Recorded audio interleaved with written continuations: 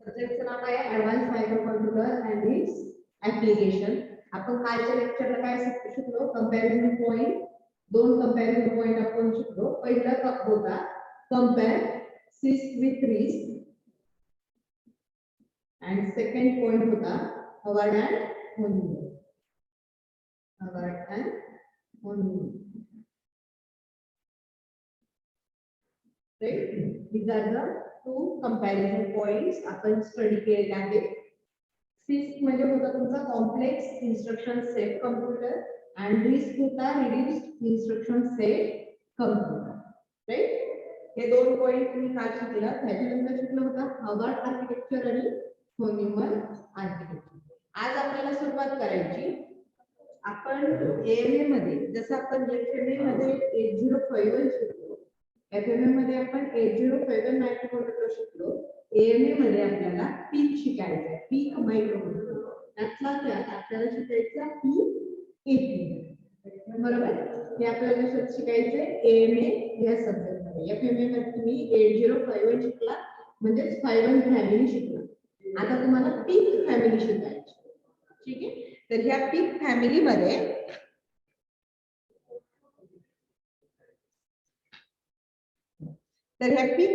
मध्ये तुम्हाला पीकचा meaning already मी सांगून झालाय. पीक म्हणजे काय आहे? Peripheral interface controller.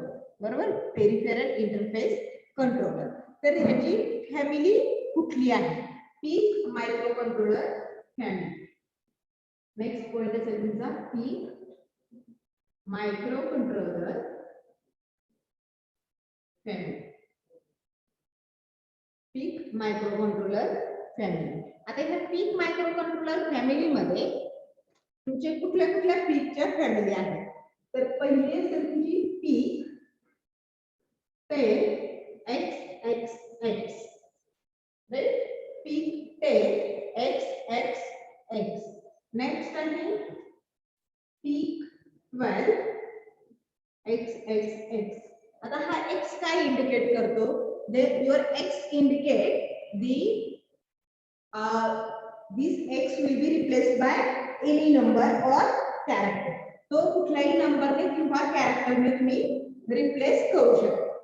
ठीक आहे, नेक्स्ट आहे 16cx. पीक 16cx. आता हे जे लेटर आहे तुमचं थर्ड नंबर लेटर म्हणजे 10 12 16 ह्याच्यानंतरचं जे पहिलं लेटर आहे हे पहिलं लेटर कॅरेक्टरने रिप्लेस करायचं. म्हणजे एफ असेल, सी असेल, अशी तुम्ही कॅरेक्टरने रिप्लेस करायचं. आणि लास्ट टू जे एक्सएक्स आहे ते तुम्हाला नंबरने रिप्लेस करायचं. तर तुमचं तयार होतील मायक्रो कंट्रोलरचे नेम्स तयार होतील पीक मायक्रो कंट्रोलर. नेक्स्ट आहे तुमचा पीक 17, पीक 18. फिफ्थ नंबर असेल पीक 17, फिफ्थ असेल पीक 18.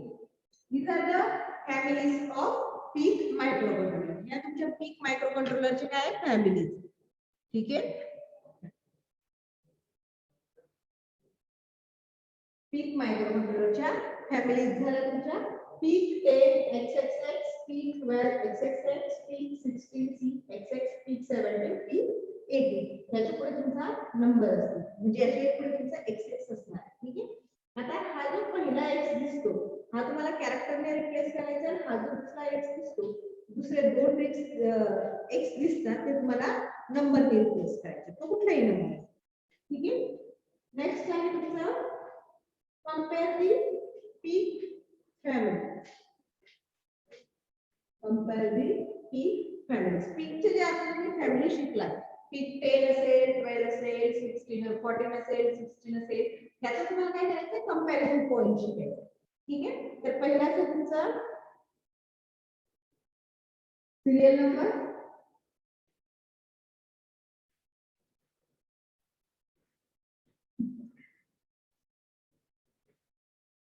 कंपॅरिझन पॉइंट मध्ये फर्स्ट पॉइंट असेल सिरियल नंबर, सेकंड असेल पॅरामीटर,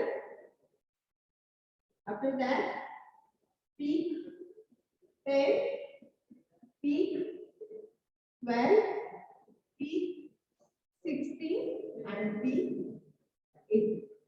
ह्याचं तुम्हाला काय करायचंय, कंपॅरिझन स्टडी करायचं. आता पहा first parameter is number of pins. Peak 10, 12, 16 and 18. First parameter कुठला आहे तुमचा? First parameter आहे number of pins.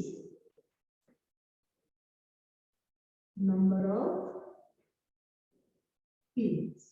Number of pins म्हणजे काय, तुमची जी आयसी प्रेझेंट आहे त्या आयसी किती नंबर ऑफ पिन्स ची असू शकते.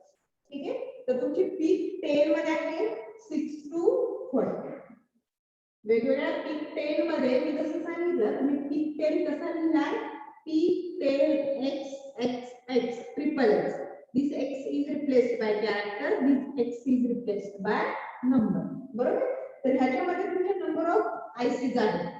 मग त्या आयसी चे पिन किती पासून किती पर्यंत असू शकतात, मिनिमम तुमची 16 आयसी असू शकते आणि मॅक्सिमम तुमची 40 पिन आयसी असू शकते. बरोबर, तशी तुमची पीक 12 मध्ये किती असेल, 8 to 64.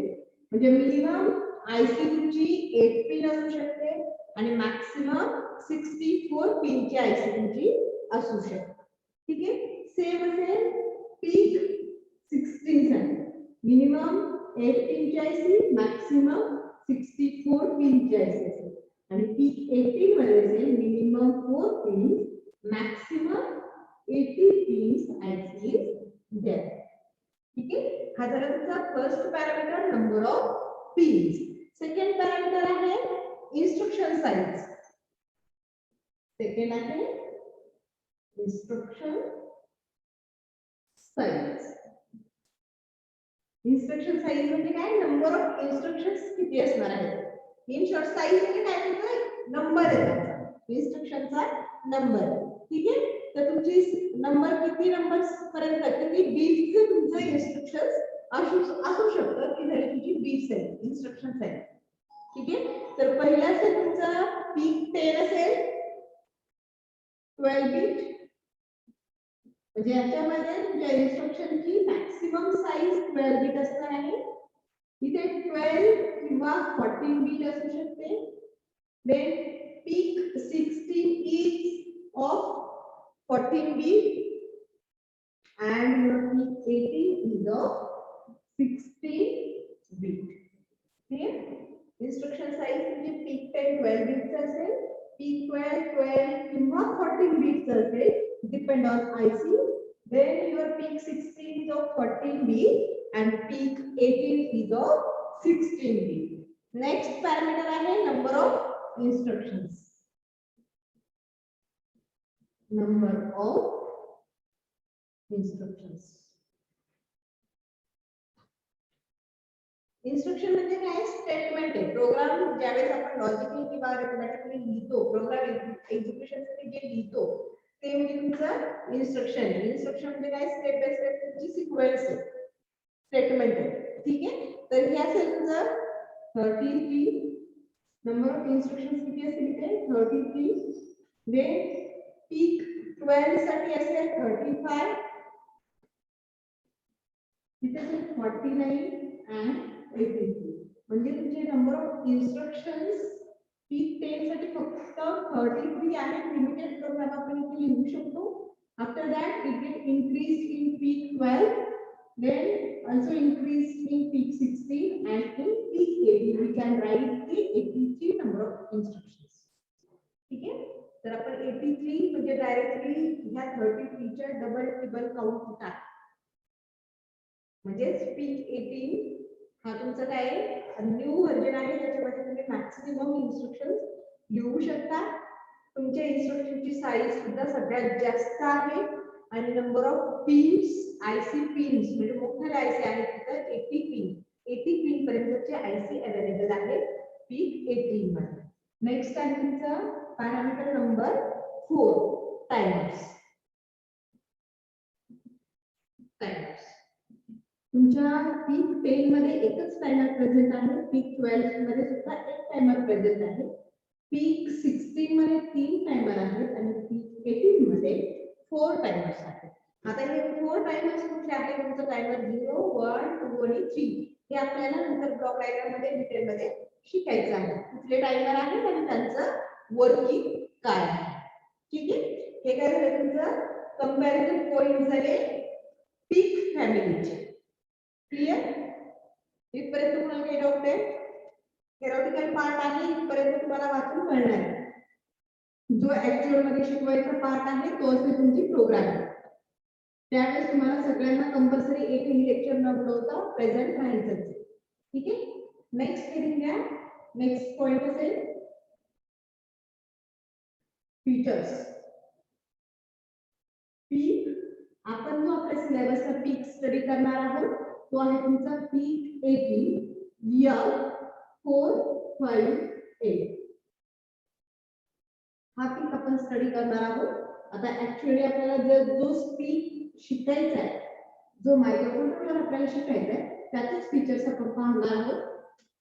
तर आहे तुमचा पीक 18F458 ही तुमची आयसी नंबर आहे.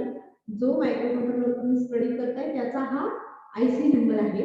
युनिट 1 पासून तर युनिट 6 पर्यंत तुम्हाला फक्त आणि फक्त हाच स्टडी करायचा मोस्ट ऑफ द टाइम. ठीक आहे. थोडंफार इन्फॉर्मेशन ऑथेंटिक येऊ शकते पण मायक्रोकंट्रोलर आयसी चेंज होणार नाही.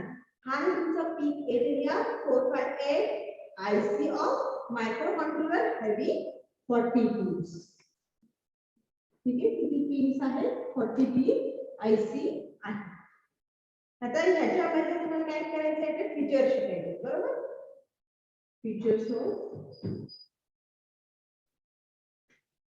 पीक 18F458. Now first feature of this is flash memory. First is flash memory. कुठले मिनिमम 4 फीचर्स तुम्हाला सांगता येईल. ओरल मध्ये विचारू द्या किंवा क्वेश्चन विचारू द्या. मिनिमम 4 फीचर्स तुम्हाला सांगायचेच आहेत तर 4 मार्क्स पडेल. ठीक आहे. तर पहिला काय आहे तुमचा flash memory 32 kilobytes. Flash memory किती आहे? पीक 18F458 ची फ्लॅश मेमरी आहे 32 किलोबाइट. सेकंड पॉइंट आहे तुमचा data SRAM. Data SRAM. SRAM ही तुमची मेमरी आहे. तर तुमची पीक 18F458 ची मेमरी किती आहे? 1536 बाइट्स. 36 बाइट्स.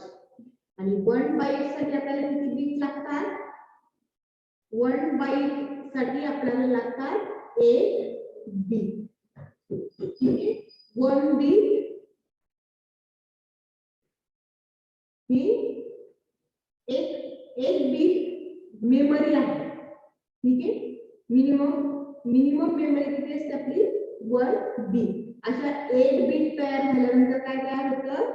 1 बाइट. ठीक आहे.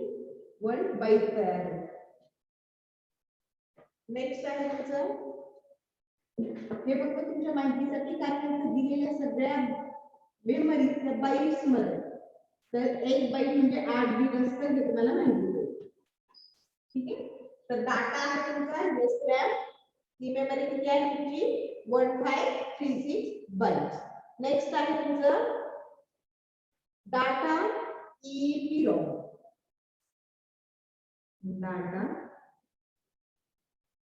EEP electronic erasable ROM. ठीक आहे. किती आहे? 256 बाइट्स. 256 बाइट्स. ठीक आहे. नेक्स्ट आहे प्रोग्रामेबल लो व्होल्टेज डिटेक्शन. म्हणजे ज्यावेळेस तुम्ही प्रोग्राम रन करता लो व्होल्टेज डिटेक्शन तुम्ही तिथे आयडेंटिफाय करू शकता. Programmable low voltage detection. Programmable low voltage detection. Next feature आहे power saving sleeping mode. power saving sleeping mode. Power saving sleeping mode काय आहे? ज्यावेळेस तुम्हाला पॉवर सेव्ह करायचं आहे म्हणजे तुमचं काही काम चालू नाहीये पण तुमच्याकडे इन्स्ट्रुमेंट ऑन कंडिशन मध्ये राहते, तर त्यावेळेस ठराविक टाइम पिरियड नंतर ते ऑटोमॅटिकली डिव्हाइस स्लीपिंग मोड मध्ये जातं.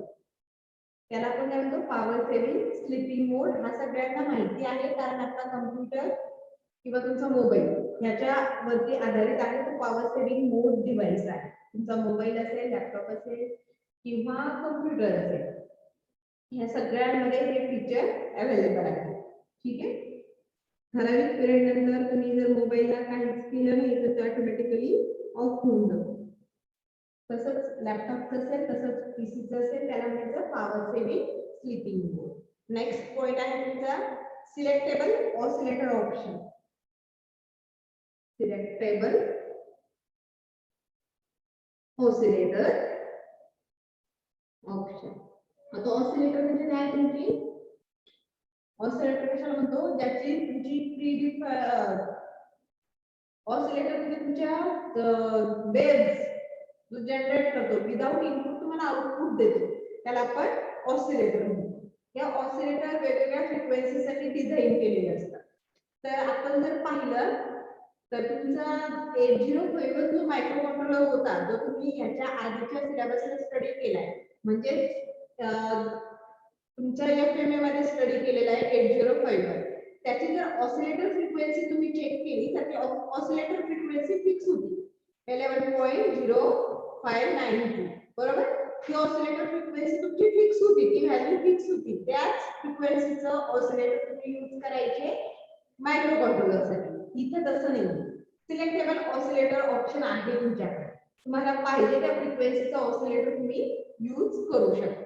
ऑसिलेटर फ्रिक्वेन्सी ते व्हॅरी करू शकता. हे एक तुमचं इम्पॉर्टंट फीचर्स आहे पीक 18F458. क्लियर? हे झाले features of PIC micro controller. Clear? पीकचा लॉग फॉर्म विसरायचा नाही कारण आता इथून पुढे आपण युनिट 1 पासून 6 पर्यंत पीक पीक पीक असंच म्हणणार आहे. आणि ह्या केस मध्ये ज्यावेळेस एक्सटर्नल तुम्हाला विचारतो लॉग फॉर्म ऑफ पीक त्यावेळेस खूप मुलांना साधा सिंपल एक गोष्ट सांगता येत नाही की आपण युनिट 1 पासून युनिट 6 पर्यंत शिकतो. तर ह्याचं लॉग फॉर्म विसरायचं नाही. इथून पुढे जरी आपण पीकच म्हणत असलो तरी त्याचं लॉग फॉर्म काय आहे? Peripheral interface control. ठीक आहे. नेक्स्ट हेडिंग घ्या आरके pin diagram of P18F458. Pin diagram of P18F458. Pin diagram. जर तुम्ही सिलेबस पाहिला सिलेबस कॉपी पाहिली तर त्याच्यात पिन डायग्राम दिलेली नाहीये. पण जर आपण पीक शिकतोय तर तुम्हाला बेसिक नॉलेज असलं पाहिजे की तुमची पीकची आयसी किती पिन आयसी आहे आणि त्या पिनला काय काय नावं दिली म्हणजे त्या पिनचं इनशॉर्ट त्या पिनचं तुमचं वर्किंग काय आहे हे तुम्हाला माहित असलं पाहिजे. माझ्यासोबत पिन डायग्राम ड्रॉ करा.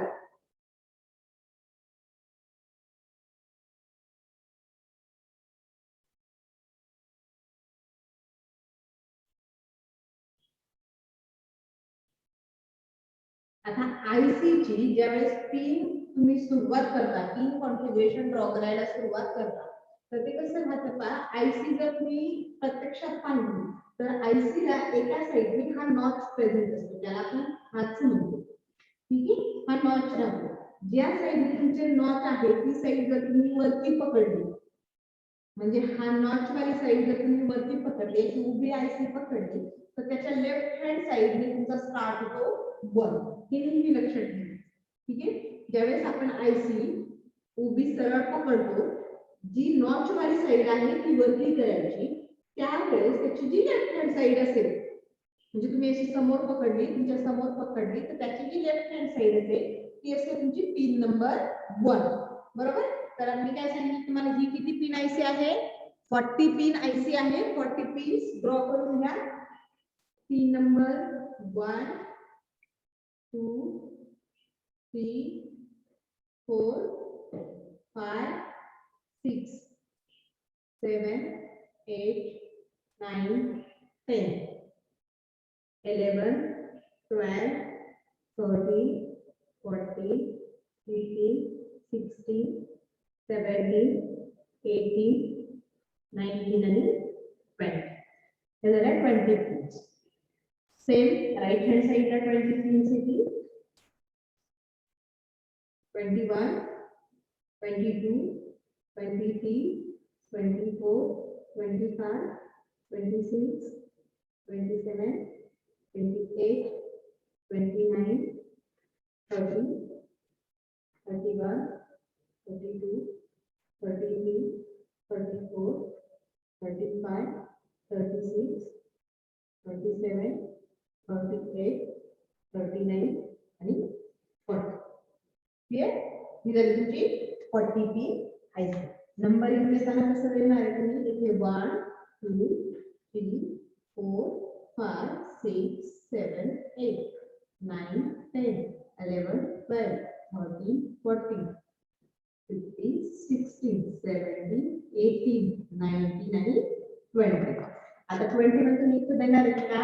नाही. इथून खाली आलात ना, इथून असं वरती द्यायचं. म्हणजे इथे तुमची 21, 22, 23, 24, 25, 26, 27, 28, 29, 30, 31, 32, 33, 34, 35, 36, 37, 38, 39 आणि 40. क्लियर? आयसीचं नाव काय आहे? PEAK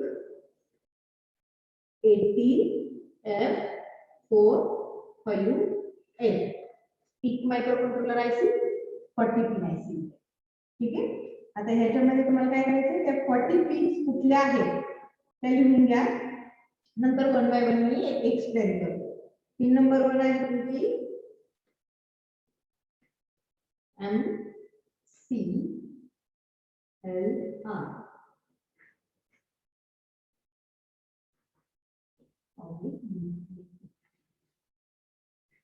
सगळ्यांनी ड्रॉ करा माझ्यासोबत. नंतर मी वन बाय वन सगळ्या पिन तुम्हाला एक्सप्लेन करतो.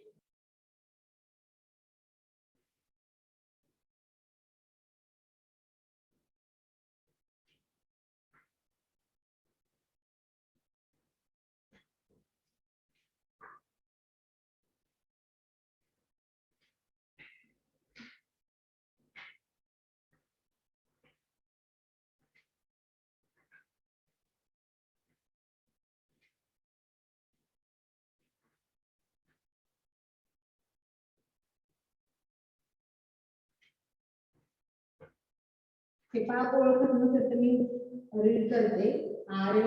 RAONAO/CB रेफरन्स, RA1/AN1, RA2/AN2 त्याच पिनला सेलचा B रेफरन्स.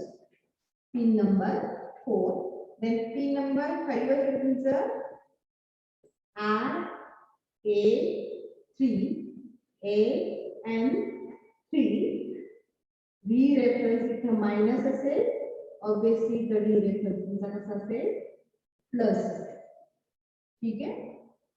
नेक्स्ट पिन आहे तुमचे RA4/P0 clock 1. RA4/P0 means timer 0 आहे, क्लॉक 1. नेक्स्ट आहे RA5/AN4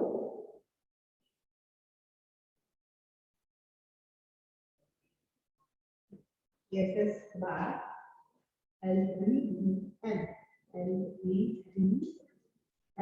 पिन नंबर 7. नेक्स्ट आहे तुमची pin number 8 RE0 AN5 RD RE1 AN6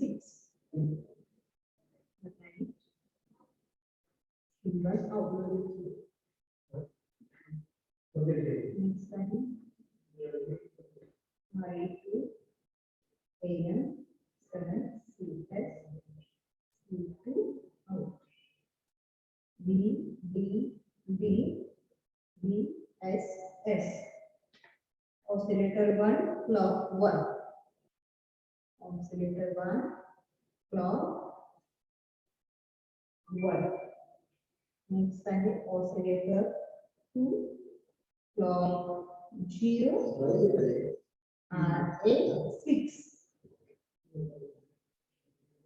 RC4 timer 1 oscillator, timer 1, clock 1. RC1 timer 1 oscillator 1. RC2 CCP1 model. CCP1 model आपल्याला डिटेलमध्ये शिकायचं आहे नंतर. RC3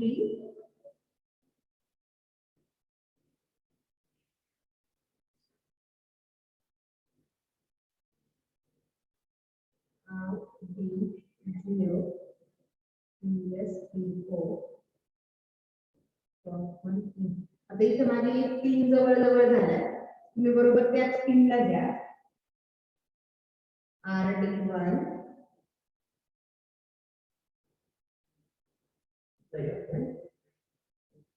ठीक आहे, तुम्ही त्याच पिनला घ्या. पिन जवळ जवळ झाल्या, 5 मिनिट झाले म्हणून थोडंसं माझं खाली घ्या. तुम्ही आधी त्याच पिनला घ्या. नेक्स्ट आहे तुझी पिन नंबर 21.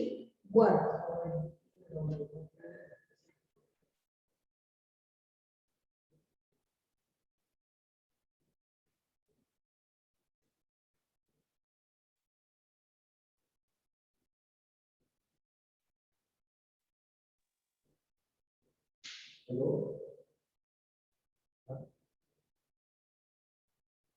बोलो. कोणते प्लेयर? हाँ? वो आहे ना. वो बेटर किती आहे?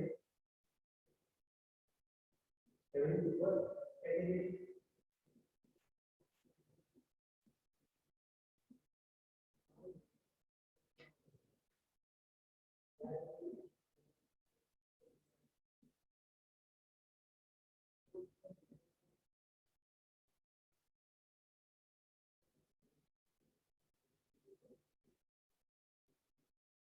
डायग्राम ड्रॉ करा, तो थोडीशी फास्ट करा. ठीक आहे, तुमच्याकडे व्यवस्थित दिसत नसेल तर तसं मेसेज मध्ये टाका, किंवा मग मी याचा फोटो तुम्हाला टाकते ग्रुपवर, म्हणजे तुम्हाला पिनचे नाव व्यवस्थित दिसतील. ठीक आहे, पिन नंबर 27 झाली. पिन नंबर 28 असेल RD5 PSP5 P1 RD6 ESP6 P1C RD7 ESP7 P1D BSS BDD. These are the supplies. Next आहे register bank. आता सोडली तुमचे register bank 0, register bank 1, register bank 2 and register bank 3. बरोबर, इथे असेल तुमचा याला टॉपिक असेल इंटरप्ट 0, इंटरप्ट 1. नेक्स्ट असेल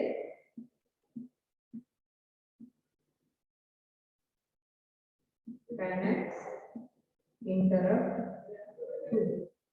इथे असेल तुमचं connect like RB4 RB5 RB6 RB7. These are the register banks starting from 0 to 7. ठीक है, then PG क्या, PG and PG. Okay, this is your pin diagram for the IC PIC microcontroller or IC 18F458. सगळ्यांनी pin diagram draw करा. दिसत नसेल तर मी तुम्हाला pin diagram WhatsApp करते लगेच.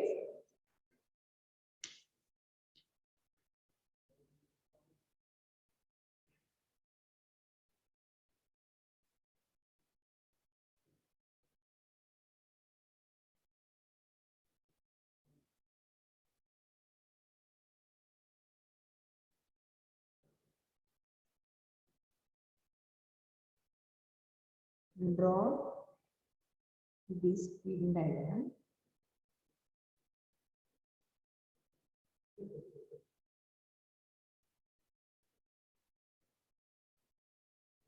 बोर्ड वरती व्यवस्थित दिसत नसेल तर मी तुम्हाला व्हॉट्सअप केली पिन डायग्राम ग्रुप वरती, तिथून पिन डायग्राम ड्रॉ करा.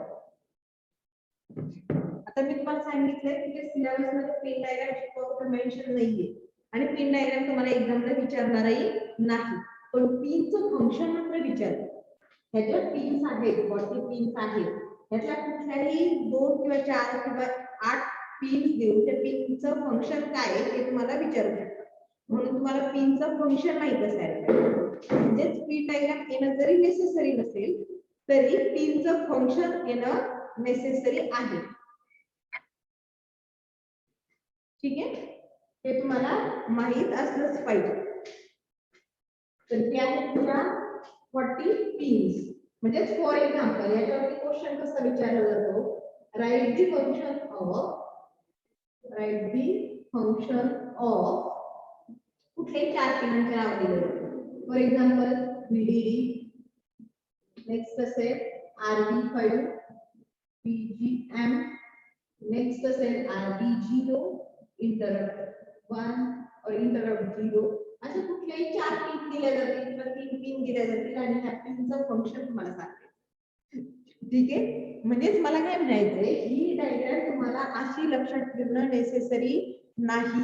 अशी ज्याची लक्षात राहिली पाहिजे, एवढे सगळे नाव लक्षात राहिले पाहिजे नेसेसरी नाही. फक्त तुम्हाला फंक्शन यायला पाहिजे. पिनचं जर फंक्शन विचारलं तर ते फंक्शन तुम्हाला माहित असायला पाहिजे आणि हे लक्षात ठेवायला खूप सोपं राहतं. आता फक्त एक क्यू सांगते मी. फॉर एक्झाम्पल तुम्हाला इथपासून इथपर्यंत पिन जर लक्षात ठेवायचं तर ऑब्विसली काय इथे रजिस्टर बँड आहे, बरोबर. RB0, RB1, RB2, RB3, RB4, 5, 6 आणि 7 ह्या सगळ्या काय तुमच्या रजिस्टर बँड आहे. म्हणजे ह्या 3 लक्षात राहिल्या. त्याच्यामध्ये VDD, VSS आणि VDD हे काय सप्लाय, बरोबर. VDD 12 नंबर पिन VDD आहे, 32 VDD आहे, 31 TSS आहे. हे तुमचे काय आहे, पिनला नेसेसरी असणारे सप्लाय आहे. इथं आहे VDD. इथं जर तुम्ही ऑब्झर्व केलं पहा, RA0 AN0, RA1 AN1, RA2 AN2, RA3 AN3. म्हणजे काय हे तुमची ही फ्रिक्वेन्सी कुठपर्यंत जाते, 5, 6 पर्यंत 7 थोडेफार चेंजेस असतात. नंतर इथं ऑब्झर्व करा, RD2 इथून RD0, RD1, RD2, RD3, then RC4, 5, 6, 7. पुन्हा 3 पर्यंत आलो, 4, 5, 6 आणि 7. म्हणजे एकदा की तुम्ही 2-3 वेळेस डायग्राम ड्रॉ केली तर तुमच्या ह्या पिन नंबर सकट नावासकट डायग्राम लक्षात राहतात. ठीक आहे, हे तेच नाव रिपीट आहे, फक्त नावाशी खूप दिसतात म्हणून आपल्याला असं वाटतं की ती डायग्राम लक्षात राहणार नाही. तसं नसतं, इझिली तुमच्या डायग्राम लक्षात राहू शकतो.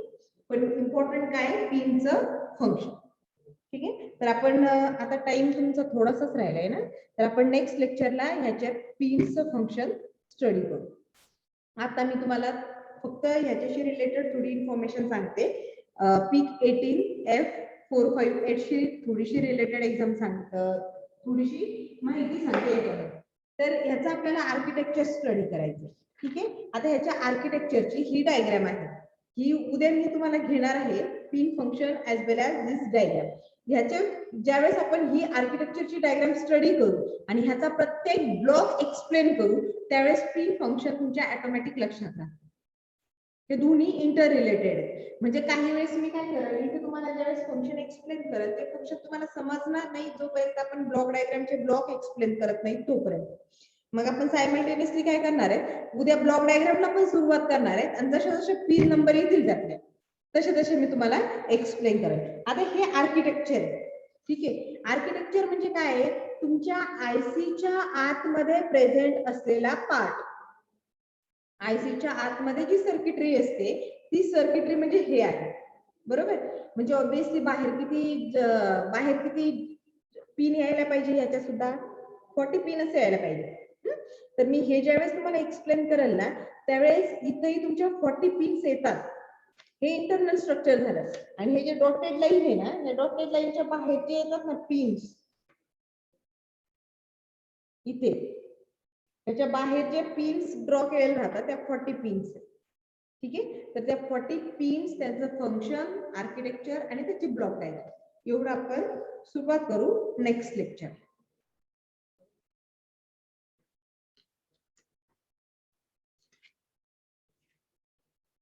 तर आर्किटेक्चर बद्दल मी तुम्हाला थोडंसं सांगतो, तोपर्यंत आपल्याकडे वेळ आहे, कारण पिन डायग्राम तर एक्सप्लेन होणार नाही. पिन डायग्रामला पूर्ण आपल्याला एक आवर लागेल, पिन डायग्राम आणि आर्किटेक्चरला. तर तोपर्यंत मी फक्त आर्किटेक्चरशी रिलेटेड तुम्हाला थोडीशी इन्फॉर्मेशन सांगते. आता आर्किटेक्चर म्हणजे काय असतं, जी तुमची आयसी आहे 40 पिन आयसी आपण शिकणार आहोत, PK18F458, ह्याच्या आतमधलं जे स्ट्रक्चर असतं त्याला आपण आर्किटेक्चर म्हणतो. मग त्याच्यामध्ये कुठले कुठले पार्ट येतात, तर त्याच्यामध्ये तुमचे वेगवेगळे ब्लॉक्स असतात. म्हणजे फॉर एक्झाम्पल त्याच्यामध्ये ALU असेल. ALU म्हणजे काय, अरिथमॅटिक लॉजिकल युनिट ऑपरेशन, ज्याच्यामध्ये अरिथमॅटिक आणि लॉजिकल ऑपरेशन होतात असा तुमचा ALU असतो. मग त्या ALU मध्ये अरिथमॅटिक ऑपरेशन कोणते आहेत तुमचे, तर अरिथमॅटिक मध्ये ऍडिशन असेल, सबट्रॅक्शन असेल, हे तुमचे अरिथमॅटिक ऑपरेशन झाले. लॉजिकल ऑपरेशन कुठले असतील, अँड असेल, अँड गेट, ऑर गेट, त्याचे जे लॉजिकली ऑपरेशन करतो आपण, अँड, ऑर, एक्सऑर, एक्सनॉर, हे तुमचे लॉजिकल ऑपरेशन झाले. ठीक आहे, तर हे अरिथमॅटिक आणि लॉजिकल ऑपरेशन परफॉर्म कोणतं युनिट करतं, ALU. नेक्स्ट तुमचा पॉइंट असेल रेजिस्टर, म्हणजे तिथे वेगवेगळे रजिस्टर असतात. रजिस्टर म्हणजे काय आहे, register is nothing but the memory, ज्याच्या